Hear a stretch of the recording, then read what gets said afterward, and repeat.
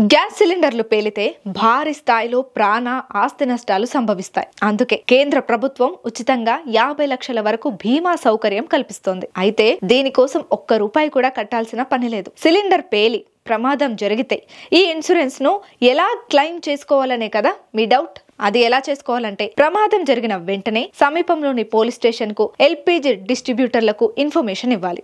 ప్రమాద ఘటనపై వారు పూర్తిగా విచారణ చేస్తారు. ఎల్పీజీ సిలిండర్ పేలడం వల్లే ప్రమాదం జరిగిందని నిర్ధారణ అయితే ఆ విషయాన్ని సంబంధిత ఆయిల్ కంపెనీకి, ఇన్సూరెన్స్ కంపెనీకి డిస్ట్రిబ్యూటర్ సమాచారం అందిస్తారు. ఇన్వెస్టిగేషన్ రిపోర్ట్ చూసిన తరువాత బీమా కంపెనీ మీకు ఆటోమేటిక్ గా పరిహారం అందిస్తుంది. ఇందుకోసం బాధితులు నేరుగా కంపెనీతో సంప్రదించాల్సిన అవసరం కూడా ఉండదు. అయితే మరణ ధృవీకరణ పత్రం, పోస్ట్ మార్టం నివేదిక, వైద్య బిల్లులు, డాక్టర్ ప్రిస్క్రిప్షన్లు, డిశ్చార్జ్ కార్డులను మాత్రం సమర్పించాల్సి ఉంటుంది.